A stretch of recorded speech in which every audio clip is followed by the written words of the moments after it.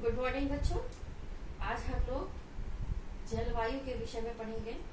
जलवायु जैसा कि नाम से ही स्पष्ट है, जल और वायु के तत्वों को मिलाकर यह शब्द बना हुआ है। जलवायु के जो प्रमुख तत्व होते हैं वो हैं वायुमंडलीय तापमान, वायुमंडल का जो तापमान होता है, फिर वायुमंडल में पवनें होती हैं। वायुमंडल में चूंकि तापमान होता है तो वायु का दाब भी होता है, तो इस तरीके से वायुमंडल में दाब होता है।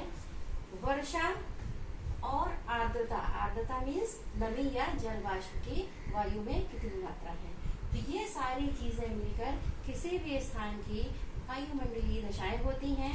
और यही जो तत्व हैं या दशाएं हैं, ये जलवायु या मौसम के निर्धारक तत्व हैं। अब आप पूछेंगे कि जलवायु और मौसम दोनों शब्दों का इस्तेमाल होता है, लेकिन हम कहीं पर जलवायु शब्द का इस्तेमाल करते हैं, कहीं पर मौसम शब्द का इस्तेमाल करते हैं। जलवायु शब्द का इस्तेमाल जब किसी स्थान विशेष में यही वायुमंडलीय जो दशाएं हैं निरंतर 30, 40, 50 सैकड़ों सालों तक एक निश्चित समय में बनी रहती है, तो हम कहते हैं कि वहां पर दीर्घ अवधि में जब वायुमंडलीय दशाएं बनी रहती हैं तो उसको हम जलवायु कहते हैं, जलवायु के नाम से संबोधित करते हैं। और जब यही वायुमंडलीय दशाएं तापमान, पवनें, वायुदाब, वर्षा और आर्द्रता, इस तरह की जो खास विशेषता लिए हुए किसी स्थान विशेष में कम समय के लिए ये दशाएं उपस्थित होती हैं, तो उस जगह पर हम मौसम शब्द का इस्तेमाल करते हैं। जैसे कि मान लीजिए कि किसी हफ्ते में या किसी विशेष दिन में हम कहते हैं कि आज बहुत मौसम गर्म है, फिर 2-3 दिन बाद कहते हैं कि आज मौसम बहुत ठंडा है, जबकि सीजन गर्मी का चल रहा है, लेकिन बीच में हम एक दिन कह देते हैं आज मौसम ठंडा है, आज ठंडी हवा चल रही है, या बीच में कहते हैं आज मौसम ठीक ठाक है। तो इसका मतलब ये है कि हम कुछ दिनों की परिवर्तन की बात कर रहे हैं, लेकिन हम ये नहीं कहते हैं कि आज की जलवायु अच्छी है, आज की जलवायु गर्म है, कल की जलवायु ठंडी थी। जबकि जलवायु के बारे में आमतौर पे कहा जाता है कि सालों साल किसी स्थान विशेष पर विशेष प्रकार की वायुमंडलीय परिस्थितियां होती हैं, इसलिए हम लोग उसको जलवायु कहते हैं। अब आइए देखते हैं कि जो हमारे भारत की जलवायु है उसको हम क्या कहते हैं, उसको विशेष नाम से संबोधित करते हैं मानसूनी जलवायु। भारत की जलवायु मानसूनी जलवायु कही जाती है।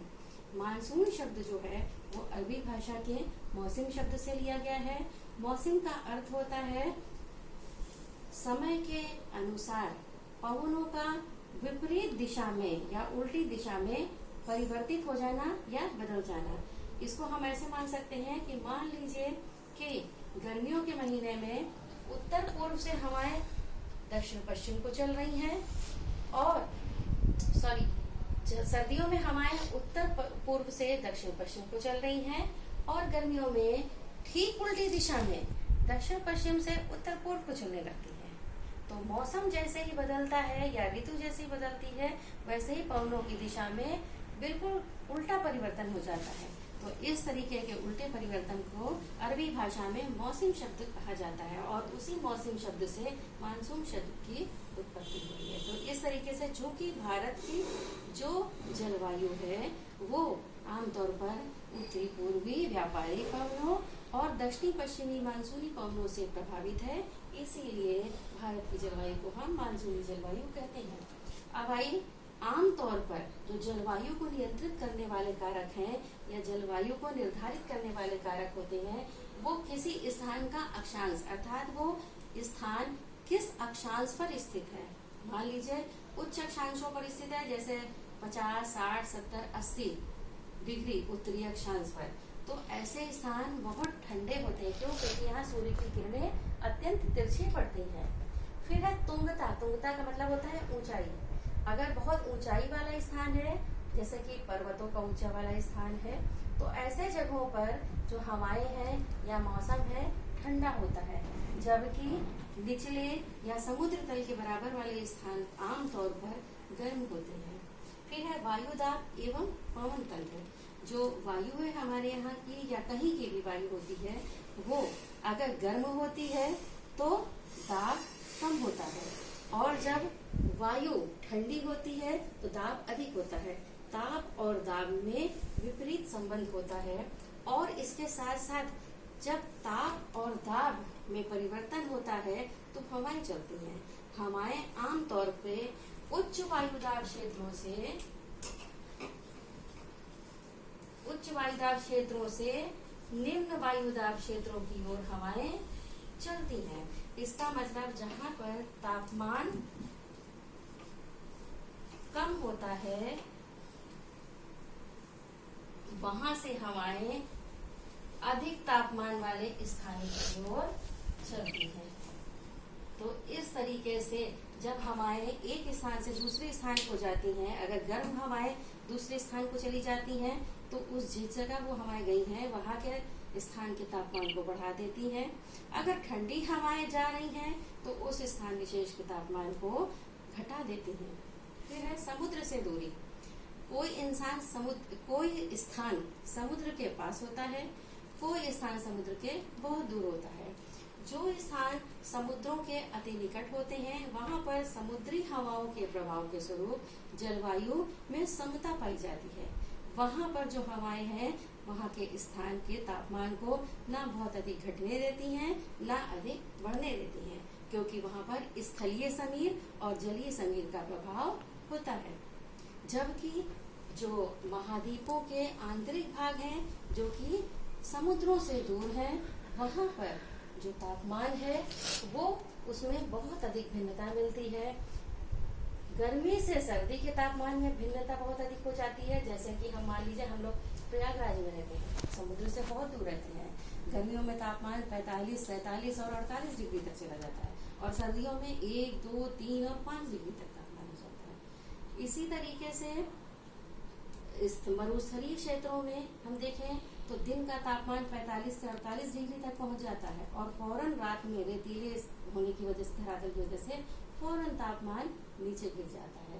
तो कोई स्थल की बनावट और उसकी समुद्र से दूरी क्या है इस पर भी तापमान निर्भर करता है।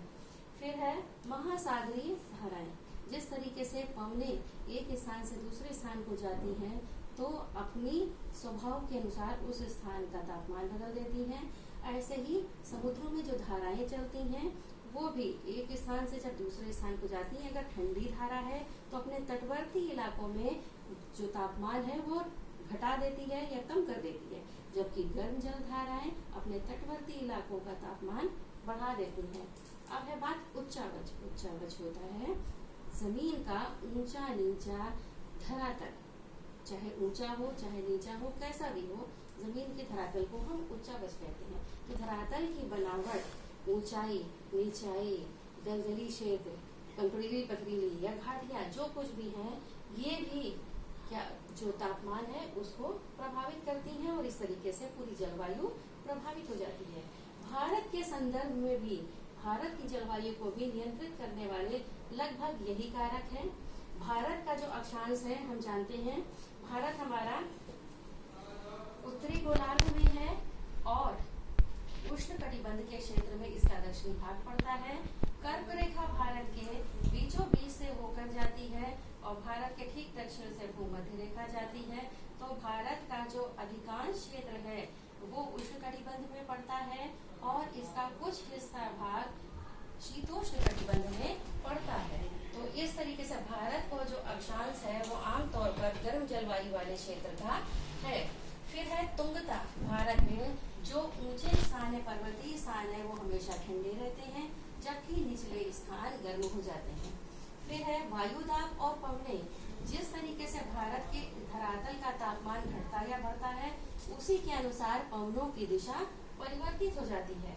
फिर है भारत की धरातल की या जमीन की समुद्र से दूरी। हम ये जानते हैं भारत के दक्षिण में हिंद महासागर है और ये जो प्रायद्वीपीय भारत है इसके तटवर्ती इलाकों में जो तापमान है उसमें समता या समानता लगभग पाई जाती है।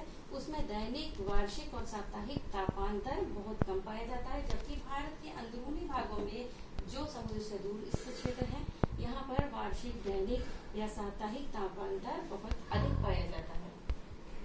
फिर है उच्चावच। उच्चावच में वही धरातल वाली बात है, अगर कठोर, खटोला, पथरीला, ठोस धरातल है तो वो गर्मी अधिक सोखता है।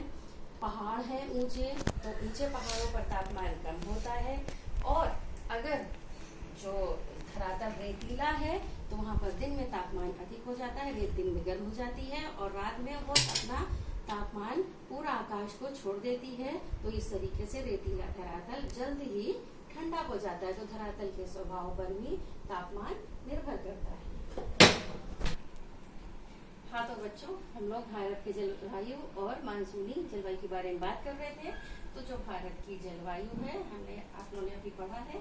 अब जरा इसको मानचित्र के द्वारा हम लोग और स्पष्ट करते हैं। आप देख रहे हैं ये एशिया महाद्वीप है, एशिया महाद्वीप के दक्षिण में भारत है, इधर यूरोप महाद्वीप है, अफ्रीका महाद्वीप है, भारत और ये जो एशिया है, अफ्रीका है और ऑस्ट्रेलिया महाद्वीप है, इससे घिरा हुआ ये हिंद महासागर का क्षेत्र है और पूर्व में ये प्रशांत महासागर है, दक्षिण में ऑस्ट्रेलिया और न्यूजीलैंड है। अब हम लोग देखते हैं, समझते हैं। पहले ये समझते हैं कि भारत में जो पवनें आती हैं वो कहाँ से आती हैं। सबसे पहले हम लोग बात करते हैं सर्दियों के मौसम की। सर्दियों का जब मौसम होता है भारत में, तो भारत में जो पवनें हैं वो हम लोग जानते हैं कि पवनें जो 3 प्रकार की स्थायी पवनें विश्व में हैं।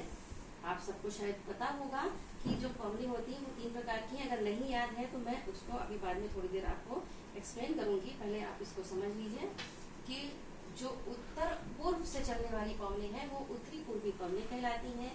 सर्दियों में भारत में उत्तर पूर्व दिशा से दक्षिण पश्चिम दिशा की ओर पवनें चलती हैं, जिन्हें उत्तरी पूर्वी व्यापारिक पवनें कहते हैं।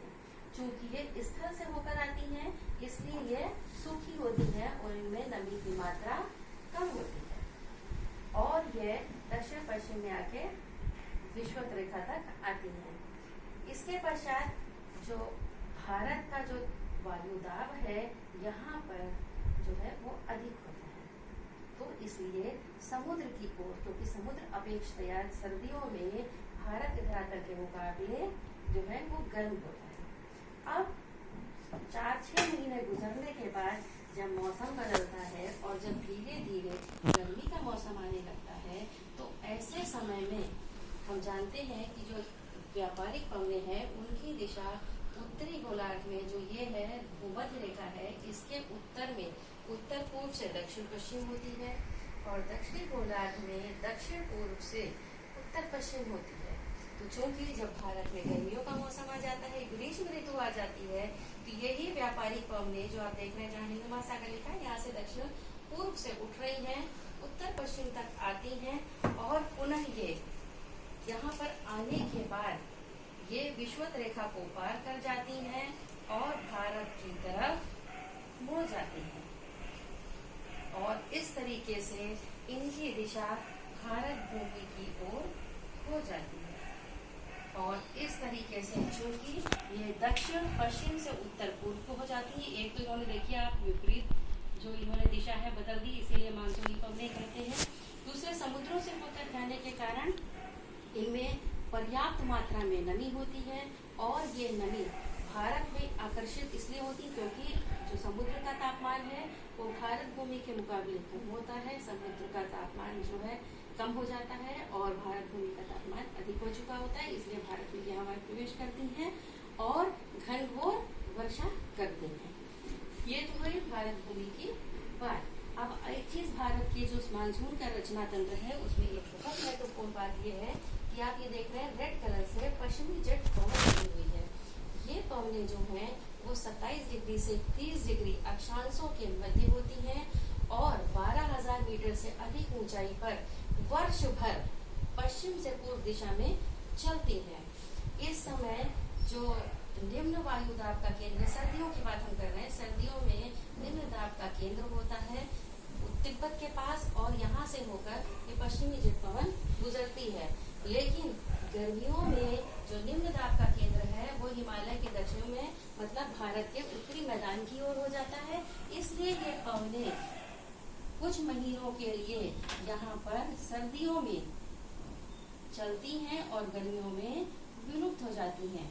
इसलिए ये पवनें जो जेट प्रवाह है ये गर्मियों में कम प्रभावी होता है और दक्षिणी पश्चिमी मानसून पवनें प्रभावी हो जाती हैं और पूरी भारत भूमि में घनघोर वर्षा करती हैं। तो इस तरीके से हम ये देखते हैं कि भारत में जो वर्षा है उसमें दक्षिणी पश्चिमी मानसूनी पवनों का बहुत बड़ा योगदान है। गर्मियों के मौसम में जो हम बात कर रहे थे कि चक्रवात आते हैं, वो इसलिए आते हैं क्योंकि इसी समय में जो पूरब की जो दिशा है उधर से पवनें आती हैं। वो पवन कैसी होती है? वो भी एक छोटी सी जेट प्रवाह धारा होती है, जिसके प्रभाव में आकर भारत के जो पूर्वी और पश्चिमी तट है यहाँ पर चक्रवाती तूफान आते हैं। ये आमतौर पर वर्षा ऋतु में आना शुरू हो जाते हैं और सितंबर, अक्टूबर या नवंबर माह में भयंकर या विनाशकारी रूप भी ले लेते हैं। जबकि यही जो पश्चिमी जेट प्रवाह है सर्दियों में वर्षा या पश्चिमी विक्षोभ का, चक्रवाती वर्षा का कारण बनता है। हम सब जानते हैं कि सर्दियों में उत्तरी मैदानों में बारिश हो जाती है, उसकी वजह यही पश्चिमी जेट पवनें हैं, क्योंकि ये भूमध्य सागर के क्षेत्र से होकर आती हैं, इसलिए इनमें नमी भी पर्याप्त मात्रा में होती है और सर्दियों में इनके कारण उत्तरी भारत में वर्षा होती है। तो बच्चों, आज के लिए इतना। अब इसके अगला हिस्सा हम आपको कि भारत में कैसे मानसूनी पवनें प्रवेश करती हैं, कहाँ कहाँ कितनी वर्षा होती है, इसके विषय में हम अगले वीडियो में आपको समझाएंगे। धन्यवाद।